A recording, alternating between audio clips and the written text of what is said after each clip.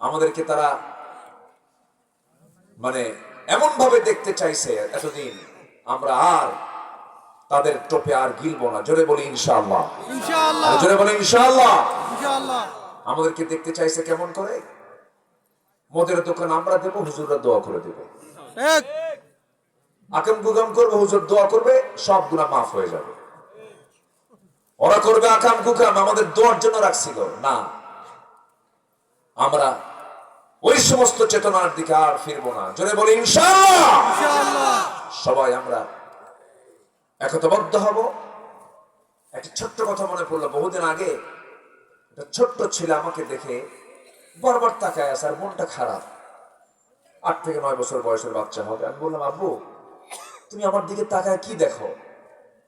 আমার মাথার টুপি জুব্বা এগুলো দেখতেছে আর মনটা খারাপ, কিচ্ছু বলে না। অনেকক্ষণ ধরে চেয়ে আছে। বললাম, আব্বু তুমি কি দেখো, কি হয়েছে কি তোমার, বলো তো।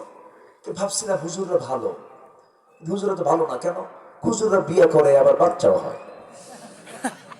কথা কি বুঝতেছেন আপনারা? মানে আমাদেরকে মানুষ ভাবতে চাই কি জানেন, এরা আবার রাজনীতি করবে কেন? মালি হাদার রাসূল ইয়ামশি ফিল আসওয়াক ওয়া ইয়াকুলু তাআম। এটা কেমন রাসূল, বাজারেও যায় আবার ভাতও খায়। রাসূলকে তারা এরকম করে বলতো, কিন্তু না, রাসূল দেশ শাসন করেছেন, আলেমরা দেশের হাল ধরবে ইনশাআল্লাহ। ঠিক কি বলেন? আমি সবার কাছে এই কথাটা বারবার বলছি, কারণ যে সময়ের ওয়াজ সেই সময় করতে হবে। ঠিক কিনা বলেন? এই দায়িত্ব আমাদের আছে না নাই বলেন? বলছিলাম এক সাহাবীর কথা, খুব সহজ কথা, সবার কম বেশি জানা আছে। ইতিহাস তো একটাই। খোবাইব কয়জন? একজন। ইতিহাসও কয়টা? একটা। তো খোবাইবের যখন ফাঁসির মঞ্চের দিকে দৌড় মারা দেখলো, কুরাইশরা কয়, তুমি কি পাগল নাকি? আল্লাহ আমারে জান্নাত দেখায় দিচ্ছে, এজন্য দৌড়াচ্ছি, মৃত্যুর ভয় রে না। এরপরে হাত পা বাঁধা হলো। নবীকে নিয়ে যখন বাজে কথা বলেছে, থুতু জমা করে মেরে দিয়েছে তার মুখ বরাবর। রেগে গেছে, কেঁপে গেছে। তরবারি বের করে ডান হাতে মেরে দিয়েছে। ডান হাত ছিটকে পড়ে গেছে, মুসকি মুসকি আসেন। বাম হাতে মেরেছে। এবার আওয়াজ দিয়ে হাসতেছেন। এক পর্যায়ে বলা হলো, খোবাইব তোমার একটা করে অঙ্গহানি করে দেই, তুমি হাসো কেন? খোবাইব বলছে, জান্নাতের একটা করে হুর আল্লাহ তাআলা আমাকে দেখায় দেখায় দিতেছে। সুবহানাল্লাহ। শেষ পর্যন্ত একজন কাফির সেই নেজা তরবারি দিয়া বুক দিয়ে ঢুকে পিঠ দিয়ে বের করে দিল। নেজা তরবারি বের হয়ে গেল, পিঠ দিয়ে সেই তরবারি ফিনকি দিয়ে রক্ত পড়লো। রক্ত গড়তে গড়তে এই সময় আশহাদু আল্লা ইলাহা ইল্লাল্লাহ বলে দুনিয়া থেকে বিদায় নিলেন খোবাইব। আমার নবীজি মদিনার মসজিদে সাহাবায়ে কেরামকে নিয়ে আলোচনা করছিলেন। হঠাৎ করে আমার নবীজি উপস্থিত সাহাবীদের মাঝ থেকে হঠাৎ করে দাঁড়ায় গেলেন। চোখের কোনা বেয়ে বেয়ে টপ টপ করে পানি পড়া শুরু হলো।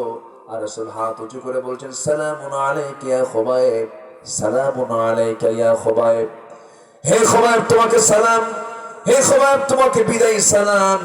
ওমর ফারুক রাদিয়াল্লাহু আনহু কেঁদে কেঁদে বলছেন, ইয়া রাসূলুল্লাহ, আমাদের খোবাইবের কি হয়েছে, আপনি সালাম দিচ্ছেন কেন?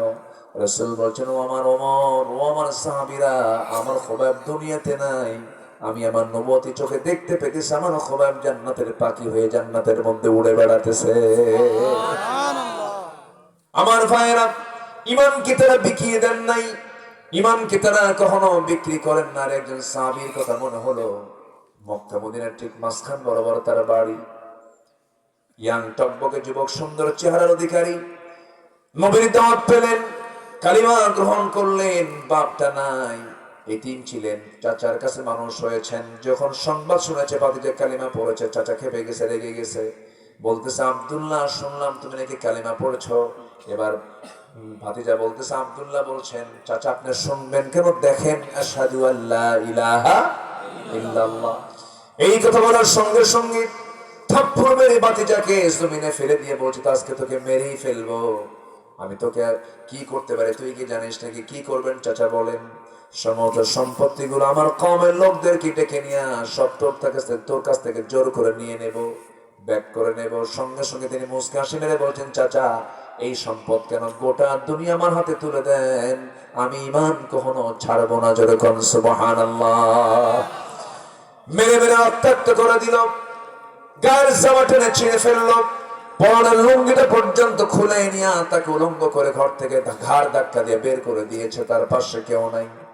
সেই সাহাবী আব্দুল্লাহ করলেন কি, উলঙ্গ দেহ নিয়ে কোথায় যাবেন? মার দরজার কাছে গেলেন। মার দরজার কাছে গিয়ে বলছে, মা দরজা খোলো। দরজা খোলার সঙ্গে সঙ্গেই বলছে, মা আমার দিকে একটা বারের জন্য তাকায়ও না, কারণ তাকালেই আমি বিব্রত অবস্থায় পড়ে যাবো। আমি উলঙ্গ, আমার চাচা আমাকে উলঙ্গ করে ঘর থেকে বের করে দিয়েছে। মা গো, আমি তোমাকে ভালোবাসি, তবে নবীর চাইতে বেশি নয়। আমি তোমাকে ভালোবাসি, নবীর চাইতে বেশি নয়। পৃথিবীর কোনো দরবার ভাল লাগে না, নবীর দরবার ভালো লাগে। রওনা করলাম, আম্মা আমার জন্য দোয়া করো, আমি যেন নিরাপদে মদিনায় পৌঁছতে পারি। সঙ্গে সঙ্গে রওনা করলেন। প্রচন্ড শীতের ভিতরে মাত্র এক খণ্ড কাপড় দিয়ে কোনো মতো সতরটা ঢেকেছেন। রওনা করলেন, মদিনা পৌঁছে গেলেন। নবীর দরজায় গিয়ে নক করলেন। রাসূল দরজা খুললেন। ছোট্ট হুজরাখানার দরজা খুলে গেল। আমার নবীজি দেখতে পেলেন থরথর করে কাঁপতেছে। সেই সময় শীত, প্রচন্ড হাড় কাঁপানো শীত। আমার নবীজি ভিতরে গেলেন। আমার নবীজির ব্যবহৃত যত জুব্বা ছিল এর মধ্যে সবচেয়ে উত্তম দুটো জুব্বা, সুন্দর দুটো জুব্বা হাতের মধ্যে নিলেন। বাইরে বের হয়ে বলছেন, আব্দুল্লাহ জুব্বা পড়ো, ঠান্ডা লেগে যাবে। জুব্বা পড়া শেষে রাসূল বলছেন, কি হয়েছিল বলো হুজুর? এমন ঘটনা ঘটেছে, আমার চাচা আমাকে উলঙ্গ করে ঘর থেকে বের করে দিয়েছে। রাসূল বলছেন, তোমার চাচা তোমাকে উলঙ্গ করে ঘর থেকে বের কিলো বস্ত্রহীন করে ঘর থেকে বের করে দিয়েছে, আর বিশ্বনবী তার নিজের পছন্দের সবচেয়ে সুন্দর জুব্বা তোমার গায়ে পরায় দিয়েছে। ঈমান আনলে পরে লস না লাভ? ঈমান আনলে লস না লাভ? যালিকাল ফাউজুল কাবীর, যালিকাল ফাউজুল কাবীর। সূরাতুল বুরুজ আয়াত নাম্বার 11। যালিকাল ফাউজুল কাবীর। ঈমান আনবা, নেক আমল করবা, মহা সফলতা। কি সফলতা? বড় সফলতা। যালিকাল ফাউজুল কাবীর, বড় সফলতা এটা, বিরাট সফলতা এটা। আমার বন্ধুগণ, এই আব্দুল্লাহ নবীর সামনে দাঁড়ায় আছেন। রাসূল বলছেন, আব্দুল্লাহ তুমি কিছু চাও নাকি? আব্দুল্লাহ বলছেন, ইয়া রাসূলুল্লাহ আমি আপনার কাছে দুনিয়ার কিছু চাই না। কি চাও বলো? এবার বলছেন, হুজুর আপনি আমার জন্য দোয়া করুন, মৃত্যুর রাজপথ শহীদে মউত যেন আল্লাহ পাক আমাকে দান করেন। আমার নবীজির সঙ্গে সঙ্গে হাত দুখানা উঁচু করে বলছেন, আল্লাহ আমার কলিজার টুকরা আব্দুল্লাহ এই জান এবং মালকে তুমি কাফের বেঈমানদের জন্য হারাম করে দাও। সাহাবীর মনটা খারাপ হয়ে গেল। রাসূল বলেন, ও আব্দুল্লাহ মন খারাপ কেন? হুজুর আপনি কি দোয়া করলেন? আমি চাইলাম কি, আপনি দোয়া করলেন কি? রাসূল বলেন, না রে আব্দুল্লাহ, আমি তোর জন্য উল্টা দোয়া করি না, আমি ঠিক দোয়া করেছি। ঈমান এনেছো, অনেক কষ্ট হয়েছে তোমার, দুনিয়া বিক্রি করে ঈমানটাকে তুমি রক্ষা করেছো। আমি তোমার জন্য যে দোয়াটা করলাম, তুমি তো জানো তোমার মৃত্যু যদি বিছানায় হয়ে থাকে, শাহাদাতের তামান্না যদি হৃদয়ে লালন হয়, ওয়া ইম্মাত আলা ফিরাশিহি, মহান রব্বুল আলামিন তোমাকে শহীদের দরজা বিছানাতেই দিয়ে দিবেন। যেরকম সুবহানাল্লাহ। আমার বন্ধুগণ, শহীদ হতে চাইলেই কিন্তু আপনি সম্মুখ যুদ্ধে শহীদ হতে পারবেন না। তার বড় প্রমাণ হলো একজন সাহাবী 250 শতাধিক যুদ্ধে অংশগ্রহণ করেছেন। খালিদ বিন ওয়ালিদ রাদিয়াল্লাহু তাআলা আনহু 250 শতাধিক যুদ্ধ করেছেন। প্রথম যুদ্ধ তার উহুদ। সেই যুদ্ধে তিনি বাতিলদের পক্ষে এসেছিলেন। সেই বাতিলদের পক্ষে এসেও সেই পক্ষটাই বিজয়ী হয়েছিল। অর্থাৎ খালিদের জীবনে কোনো পরাজয় ছিল না। 250 শতাধিক যুদ্ধে তিনি অংশগ্রহণ করার পরেও এই লোকটা শরীর থেকে একটা ফোঁটা রক্ত কেউ বের করতে পারে নাই। যখন তিনি দুনিয়া থেকে বিদায় নেবেন, ওমর ফারুকের শাসন আমল, তিনি দুনিয়া থেকে বিদায় নেবেন, মনটা তার খারাপ। ওমর ফারুক তাকে দেখতে এসে বলছে, খালিদ মন খারাপ করো না, তোমাকে সেনাপতির পদ থেকে সৈনিক বানাইছিলাম, আমি আল্লাহর ভয়ে তোমাকে বানাইছি, তোমার প্রতি হিংসা করে নয়। কারণ সবার ধারণা ছিল খালিদ যে যুদ্ধে যায় সেই যুদ্ধে বিজয় হয়ে যায়।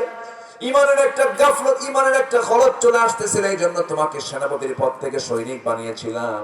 খালিদ বিন ওয়ালিদ বললেন, আমিরুল মুমিনিন, আপনার মতো বিশাল ব্যক্তিকে আমি আপনার উপরে রেগে থাকবো? আমি মন খারাপ কেন করবো? আপনি যা করেছেন ভালো করেছেন, কিন্তু আমার মনটা বড় খারাপ। আমিরুল মুমিনিন কেন, কি হয়েছে? আজকে এত যুদ্ধ করেও আমি শহীদ হতে পারলাম না। আজকে আমি বিছানায় মরে মরে যাচ্ছি, অন্যান্য প্রাণীর মতো বিছানায় পড়ে পড়ে মারা যাচ্ছি, শহীদ হতে পারলাম না। ওমর ফারুক বলছেন, ওরে খালিদ বিন ওয়ালিদ, তুমি ওই হাদিসের কথা মনে পড়ো, ওই হাদিস কি তোমার ভুলে গেছো? যে ব্যক্তি হৃদয়ে লালন করবে শাহাদাতের তামান্না, আল্লাহ রাব্বুল আলামিন তাকে বিছানায় মরণ হলেও তাকে শহীদের দরজা দিয়ে দিবে। আমার বন্ধুগণ, সে আব্দুল্লাহ আমার নবীর সামনে দাঁড়ানো। রাসূল বলছেন, আব্দুল্লাহ কোরআন দিলাম, হাতে দিলাম, যাও আসহাবে সফার সদস্য হয়ে যাও। চলে গেলেন। জোরে জোরে কোরআন পড়ছেন। আব্দুল্লাহ কেঁদে কেঁদে কোরআন পড়ছিলেন। সাহাবীরা এসে বলছে, হুজুর নতুন সাহাবীর আগমন হয়েছে, খুব জোরে জোরে চিল্লায় চিল্লায় কান্দে আর কোরআন পড়ে, খুব ডিস্টার্ব হয়। রাসূল বলছে, কে, কোন সাহাবীর কথা বলে? আব্দুল্লাহ। রাসূল সঙ্গে সঙ্গে কেঁদে কেঁদে বলছেন, ও আমার সাহাবীরা, দয়া করে তোমরা আব্দুল্লাহর বিরুদ্ধে রিপোর্ট করো না। আমার আব্দুল্লাহ দিন গ্রহণ করতে গিয়ে, ঈমান আনতে গিয়ে দুনিয়া বেঁচে ঈমানটা এনেছে। জোরে কোন সুবহানাল্লাহ। আমার আব্দুল্লাহকে বাধা দিও না। আমার নবীজি মদিনার 10 বছরে আমার নবীজি 86টি যুদ্ধ পরিচালনা করেছেন, 27টি যুদ্ধের সম্মুখ নেতৃত্ব দিয়েছেন। আমার নবীজি কোন একটা অভিযানে বের হলেন, আমার নবীজি মদিনা থেকে যখন বের হলেন, হঠাৎ করে সাহাবে কেরামকে ডাক দিয়ে বলছেন, আমরা আব্দুল্লাহ কোথায়? হুজুর এই জায়গায় ডেকে আনো। আব্দুল্লাহকে বলছেন, আব্দুল্লাহ যুদ্ধে যাবে নাকি? হুজুর আমি তো রেডি হয়ে আছি, চলেন। নিয়ে চলে গেলেন।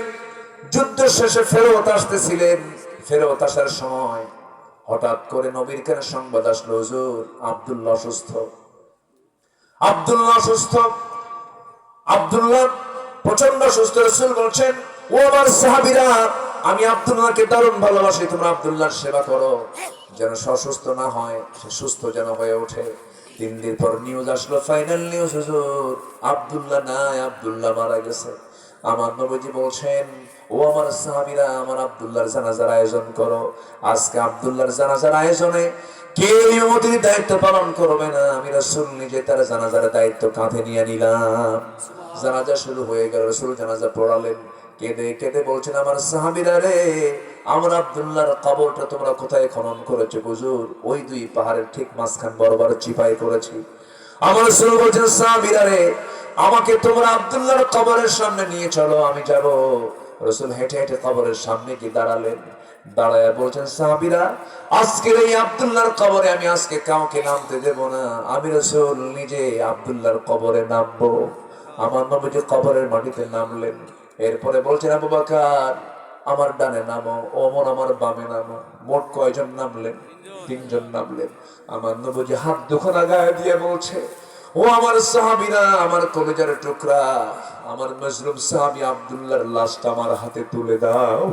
আমার নবীজি লাশটা হাতের মধ্যে উঠায় নিলেন। উঠায় নিয়ে বলছেন, আবু বকর মাথাটা ধরো, ওমর পাটা ধরো রে। আমার নবীজি দয়ার নবী, মায়ার নবী, আমার নবীজি আস্তে করে আব্দুল্লাহর লাশটা ধরে নিয়ে কবরের মাটিতে শোয়া দিলেন। বুকের উপরে হাতটা রেখে আকাশের দিকে তাকায়া লাল চক্ষু, কাদা কাদা চক্ষু নিয়ে বলছে, আকাশের মালিক আল্লাহ, আমি বিশ্বনবী সাক্ষ্য দিচ্ছি, আমার আব্দুল্লাহ আমার সঙ্গে কোনোদিন বেয়াদবি করে নাই। আমার আব্দুল্লাহ আমাকে খুশি করেছে, আমিও তার প্রতি খুশি। আল্লাহ তুমিও খুশি হয়ে যাও। এই দোয়াগুলো যখন করছিলেন, সঙ্গে সঙ্গে দাঁড়িয়ে থাকা পাশে সাদ বিন আবি ওয়াক্কাস রাদিয়াল্লাহু তাআলা আনহু চিৎকার মেরে মেরে বলছেন, আল্লাহ আমি বড় হতভাগা, আমার মতো পোড়া কপাল কে আছে, আমি আজকে জীবিত এখানে দাঁড়িয়ে আছি। সেই সাহাবীটার নাম সাদ বিন আবি ওয়াক্কাস। যুদ্ধে অংশগ্রহণ করে সামনে দরিয়া পেলেন। হাজার হাজার সাহাবী তার পিছনে ঘোড়ার পিঠে চড়ে আছেন। সামনে সমুদ্র পাড়ি দিতে হবে, কোনো রণতরী নেই, কোনো যুদ্ধ জাহাজ নাই। সঙ্গে সঙ্গে সাদ বিন আবি ওয়াক্কাস বলেছিলেন, ও দিনের পথের মুজাহিদরা, কালিমার পতাকা আমরা ওপারে উড্ডীন করতে চাই, তোমরা কি যাবা নাকি? হ্যাঁ যাবো। কোন রণতরী নাই, আমি ঘোড়া দাপড়া দিলাম সমুদ্র তরঙ্গে। বিসমিল্লাহ বলে তিনি তার ঘোড়া সমুদ্রে ঝাঁপ দিয়ে দিলেন। এপার থেকে ওপারে হাজার হাজার সাহাবী মুজাহিদরা ঘোড়ায় চড়ে সমুদ্র পাড়ে দিয়েছেন। ওই ঘোড়ার খুর পর্যন্ত পানি স্পর্শ করে নাই। সেই সাদ বিন আবি ওয়াক্কাস পাশে দাঁড়িয়ে থাকা সাহাবী চিৎকার মেরে মেরে বলছেন, আল্লাহ আমি বড় হতভাগা, আজকে যদি আমি জীবিত সাদ না হয়ে যদি ওই কবরের বাসিন্দা হতাম, নিজের জীবনটা আমার খুলে যেত, ভাগ্যটা খুলে যেত, আমি বড় ভাগ্যবান হতে পারতাম। আমার বন্ধুগণ, এই যে বিশাল বড় সম্মান আল্লাহ পাক আব্দুল্লাহকে দিয়েছেন, এটার মূল হলো ঈমান এনেছেন, ঈমানের উপরে টিকে থেকেছেন। জোরে বলুন সুবহানাল্লাহ। আমরা টিকে থাকবো, জোরে বলি ইনশাআল্লাহ। সফলতার 9 শর্ত। নাম্বার 1 চলে গেল। নাম্বার 2 হলো পরিশুদ্ধিতা আমার আপনার জীবনে আনতে হবে। আল্লাহ রাব্বুল আলামিন বলছেন, ক্বাদ আফলাহা মান তাযাক্কা ওয়া যাকারা ইসমা রাব্বিহি ফাসাল্লা বাল তু'সিরুনাল হায়াতাদ দুনিয়া والآخرة خير وأبقى إن هذا لفي الصحف الأولى صحف إبراهيم وموسى جنبنا الله أكبر কোন বান্দা সফল قد أفلح من تزكى যে বান্দা নফসকে শুদ্ধ করতে পেরেছে নফসকে পরিশুদ্ধ করতে পেরেছে নফস তো এমন একটা জিনিস এর গতি প্রকৃতি নির্ণয় করা যায় না মারে একদিকে দৌড় কিন্তু নফসকে কন্ট্রোল করতে হবে যে বান্দা নফসকে কন্ট্রোল করবে তার ঈমানটা কন্ট্রোলে থেকে যাবে এই জন্য নফসের শুদ্ধতার প্রয়োজন নফসের কিছু রোগ আছে যেমন হিংসা একটা রোগ লোভ একটা রোগ এরপরে অহংকার একটা রোগ অবৈধ কামনা বাসনা এগুলো একটা রোগ এই সমস্ত রোগ থেকে নফসকে অবশ্যই রক্ষা করার দরকার আছে না নাই আচ্ছা রক্ষা করতে হবে হিংসা আছে হিংসা এই চাচা ও ভাই যাই ও ভাই কিচ্ছু করে